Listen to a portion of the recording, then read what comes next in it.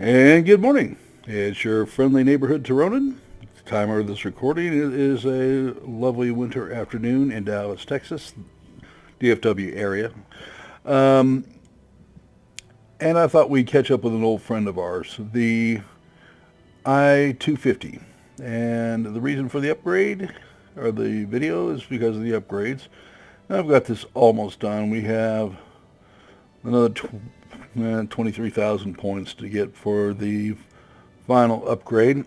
And I've been quietly upgrading this aircraft as we went along. So don't think it's been ignored. It hasn't been. But I wanted to see if I could put together a good video of what this is capable of with a reasonable amount of upgrade, because in a lot of ways it's not the same aircraft. It's faster. That's expected. It's got the aircraft polish on it. It's also upgraded it with the lightweight airframe and the control surfaces adjustment. So it's fully upgraded. And on top of that, we got the 37 millimeter cannon on this, and we got the airframe adjustment upgrade, which brings it to a 10-second turn time. In other words, it's comparable to a P-51. It's just faster.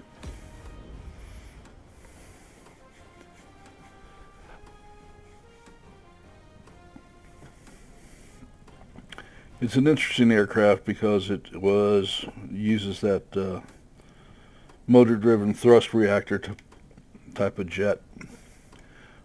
Obviously, it didn't proceed very far because you don't see them today, but you use a piston engine to compress the air, then you throw fuel in. It gives you about 10 minutes of extremely high speed, just like it was a jet aircraft. The problem is that when you run out of the fuel, because it's essentially using an afterburner type of situation, it's dead weight. So you get jet performance to 10 minutes and you're done. Well, you can get a much better performance out of axial flow turbojets.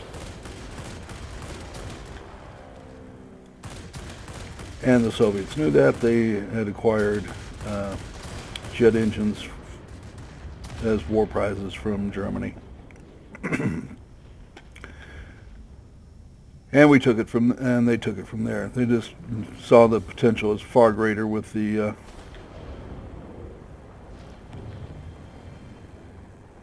aircraft, and then went on about their business. Now, see, I've rather thoughtfully gone through all my afterburner again. Isn't it comforting to know some things never change?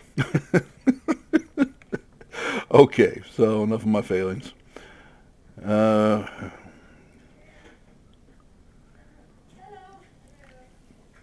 we're going to get on here and fight the multitudes of enemy fighters. And I see a rather favorite target of mine, which is the BF-109Z. And those things have shot me down enough that I absolutely detest the aircraft. Mostly for beating up on me that much. And he can't outrun me. In fact, I'm outrunning him. If I don't slow down, I'm going to have a whole other set of issues. And getting in front of this thing's 20 and 30 millimeter cannons is just bad news.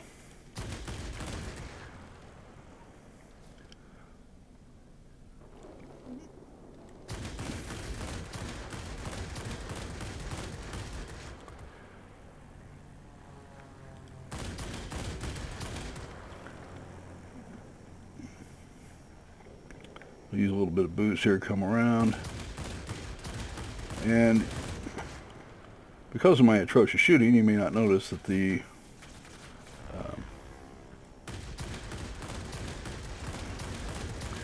major upgrade, which is a 37 millimeter cannon. There you go. I actually hit him pretty hard that time. Should also note that we are moving very quickly. I'm pretty sure I know exactly who's on my tail. Yes, indeed. It's our friend, the P-51 Hellion Knight.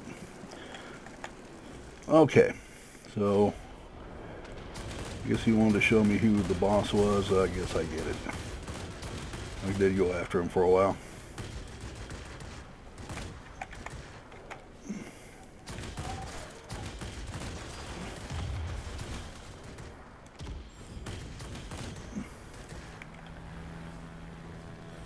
And I'm pretty sure I've got somebody on my tail. I haven't really looked yet.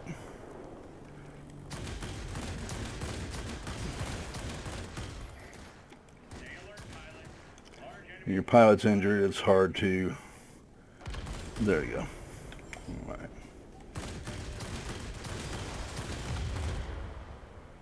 Needless to say, it's not perhaps the best idea to get in front of the aircraft with a 37 millimeter.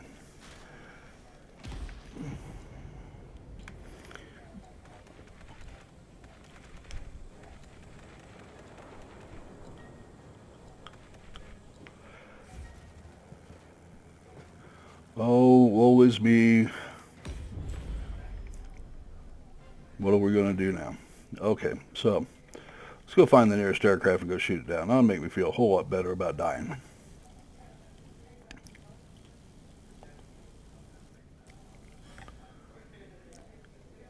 And you notice the speed on this aircraft is pretty spectacular. And we might even give us a chance to save our buddy here.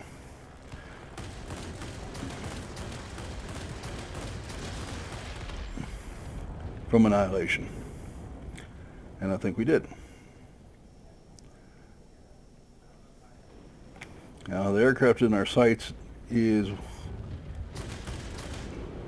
very dangerous. That was a KI-94, which isn't all that fast, but is maneuverable as all get out and has like a 515 gun power, damage per second rating.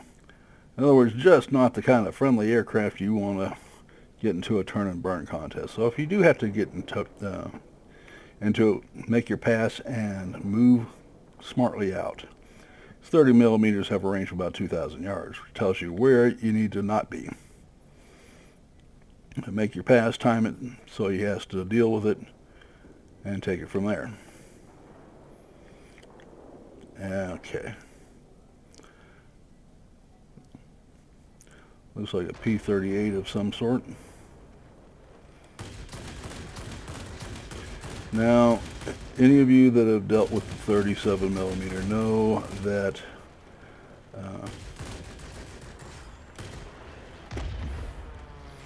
it's kind of archy. And therefore, you have to do exactly... I lost track of that because of the darn cell phone. I've got to learn to turn that thing off when I'm producing content. And 9 times out of 10, it's some stupid robocaller.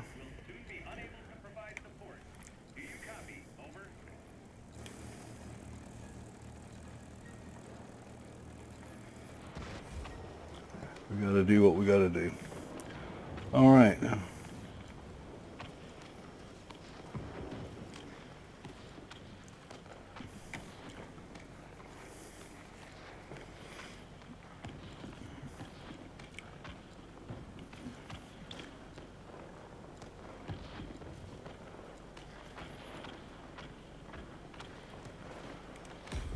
We're kind of getting down to the important phase of this right now, and I see that we're losing our mining base, or maybe we lost it earlier. I wasn't paying that much attention. I was so enthralled with the performance of the aircraft here. So we need to get in there and help. An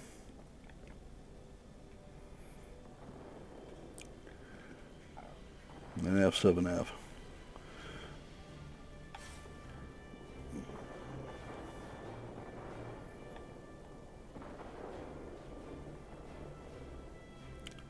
Who's undoubtedly chewed up everything he could find. That's our buddy Hellion Knight. Well, they got quite a, they're going down to make a feast out of the ground attack aircraft. They're trying to get it back. The more dangerous aircraft to me is the P-51.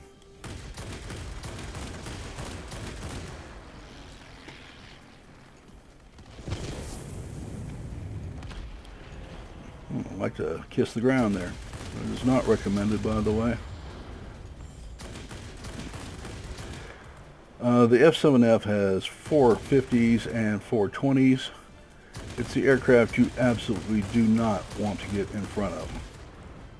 It will make mincemeat out of you very quickly. Alright. There's an IL-8.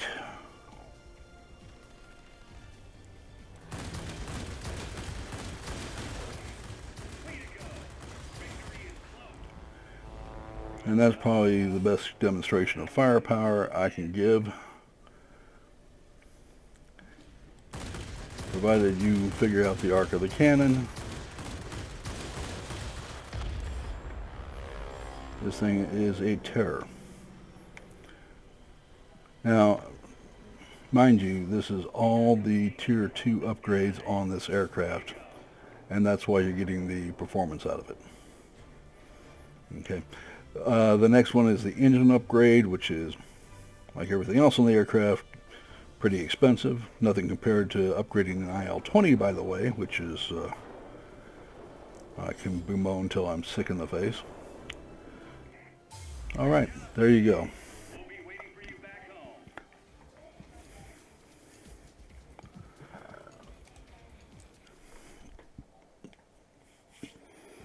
Get back to the hangar here. You can see what I did.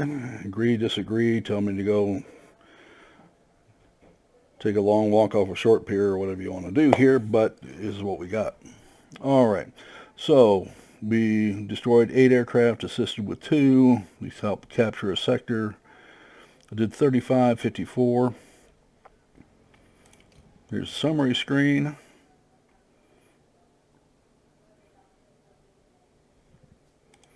And the team score put me up with the 7, the Tiger Cat I shot down.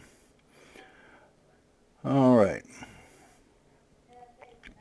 And hats off to Nakajima and the KI-84, who did a heck of a job and was down a tier doing it. It's probably a bot that I'm congratulating, but, you know, what the heck. Bots don't have feelings, but I don't mind saying whatever it was, pretty darn good. All right, talk about the aircraft a little bit. Gun armament, this is what's making the difference. Let's go ahead and bring the upgrade screen up here. This little baby right here. It's hub mounted, which means it's sitting between the valleys of the engine banks on the inline engine, which is what this one has. And it also has the 223 millimeters. Now they give 220 damage per second, and as we've seen in the Yak 15, it's just not enough. You really want this. Okay, and because it essentially doubles your firepower. And I was extremely reluctant to get this, but I figured, what the heck, we'll go ahead and go with it. And sure enough, there is nothing there to really made a difference in the aircraft. This is also accounting for it. Excuse me here. I burp a little bit. Okay.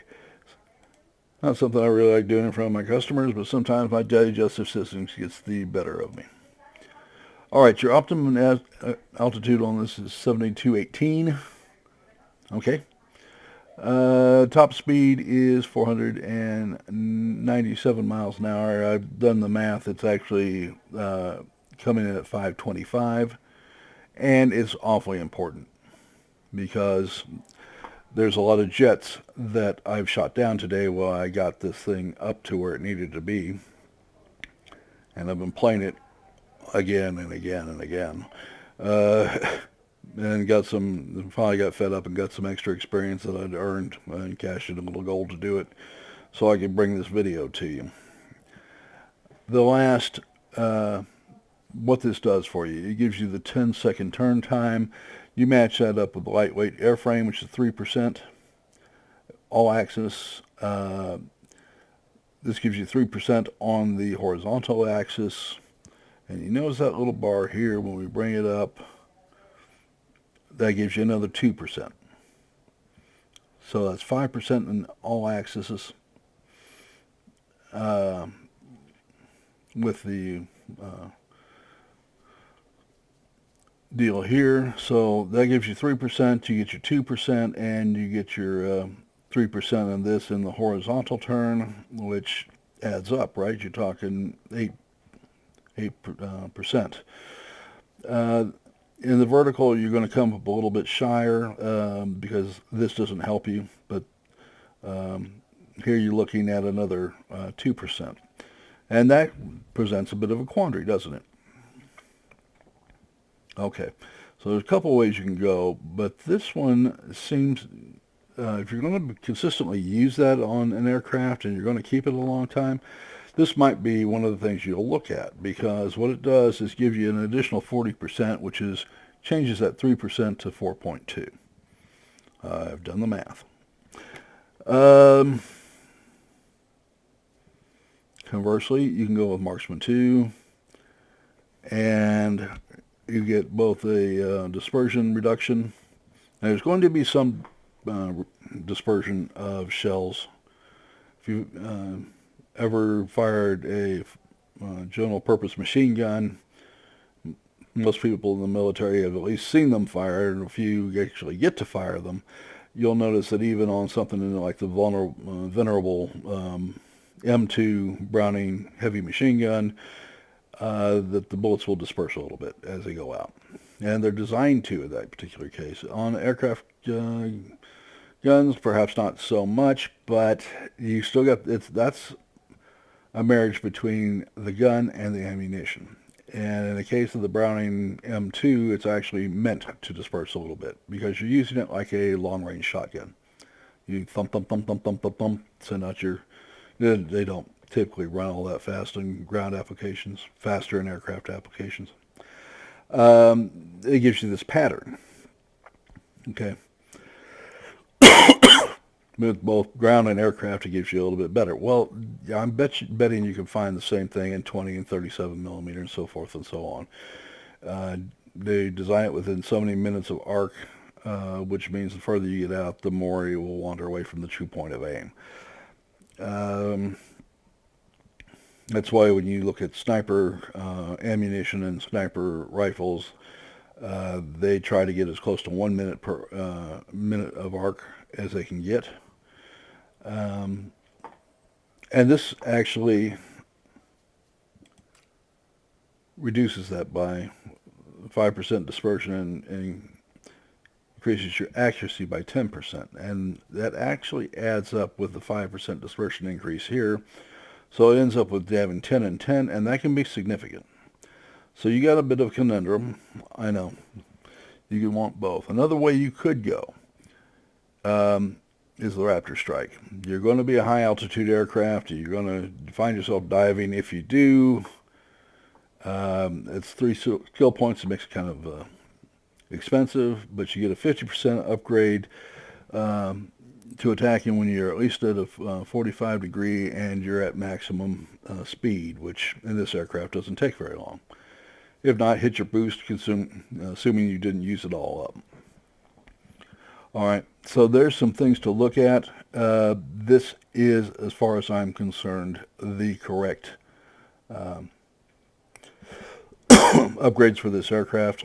And unless you can prove to me differently, that's my recommendation. All right, you get 5% on your speed, and at Tier 8, it's critical.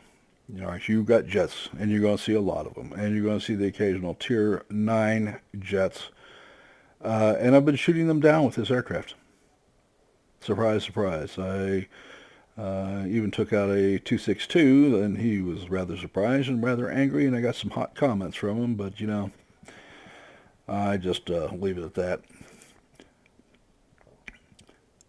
So you can, and then I shot down a Starfighter 94D. I shot down a Fury twice. He came back and shot me down after I shot him down, and I shot him down again. And he found another area of the airfield to go for. And so the total of fighter jets you can get is kind of spectacular. You can usually turn inside them. Not always going to be the case. The Yak-15 will turn inside you. Okay, but it's not any faster. In fact, you're probably faster than it. If not, it's going to be close though. But you have much better firepower. All right, the last upgrade is going to be this. Now, when you do, this is going to bring this to 509. Let me, you guys probably don't want to see my email. And 509 times 1.05 is going to bring you right to 534.45. And you're going to find that in a lot of cases, that's fast enough to keep those jets in your sights for a good long time. And if they're in your sights for a good long time, they've got an excellent chance of dying. All right. I won't say that you're not going to have to use your sniper view more than you're used to, because you will. They're going to do everything possible. It's going to be a close contest. It's just something you're going to have to deal with. But if you're talking 10, 15 miles an hour, could you shoot a car moving away from you in 10, 15 miles an hour? Yeah. And that's what you want. You do not want them to be able to zoom away at will, quickly turn around, and come back. You want them to have to pay for it. So you can usually outturn them. And if they don't have that much of a speed differential, you can make them pay for it. So the big thing is, keep your radar. You see them coming in, don't wait. A couple of tactics you can try is an S-turn while hitting the slow button. They have to vector off to the side, slows them down a little bit. You're slowing down much more rapidly than they are. And they're bleeding off speed just trying to stay with you. The faster you get out of their cone, the faster you can reverse that S, get on their tail, and start making them pay for it. So the other tactic is to simply increase your speed, dive underneath them, and try to do a Immelman and get back on their tail. That's a little slower, but that will work as well. Yet another is to rise above them, though I find that much less successful. You really have to time it very well. All right, that will cover the I-250. Given the amount of time that you have to spend grinding, and even after I'm done with this, I've got another 17,000 points to go.